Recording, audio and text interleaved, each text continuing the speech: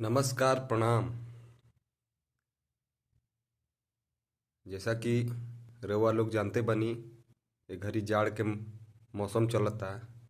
और अभी जनवरी के दूसरा पाक्षिक में यानी 14-15 जनवरी के बाद से लगभग 10-12 दिन पुरकस जाड़ रहे हैं।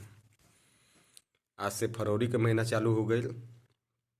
तो अभी तो ठंडा तनी कम बा जाड़। बाकी आए वाला फरवरी भर ठंडा रहबे करी अभी।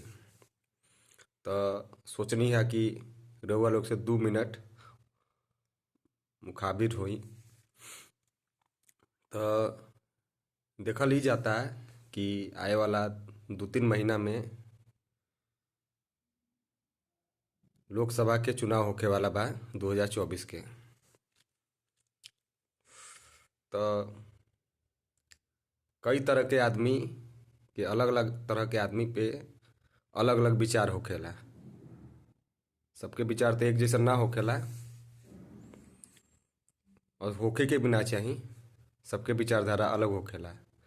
लेकिन अब समाज में हमनी के रहे के बा, सबके जानते बनी, सबके मिलजुल के रहे के बा।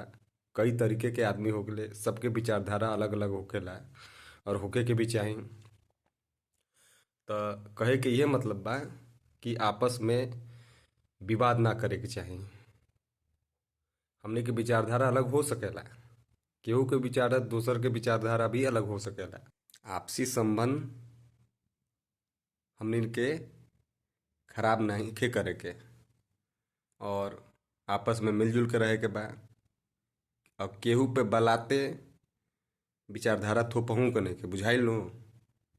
हाँ, हमरो कई गो मियाँ मित्र बड़े, लेकिन हमनी के विचारधारा भले अलग बा, लेकिन संबंध जो बा आपस में खूब निमन बा।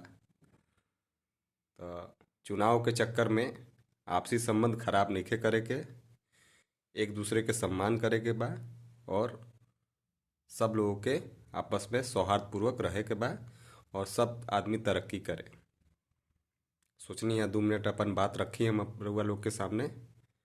चलिए, अगर हमार और बात निमन लागे, अच्छा लगे तो जरूर हमरा के विचार के कमेंट करी। ठीक बानू। नमस्कार प्रणाम, शुभ रात्रि।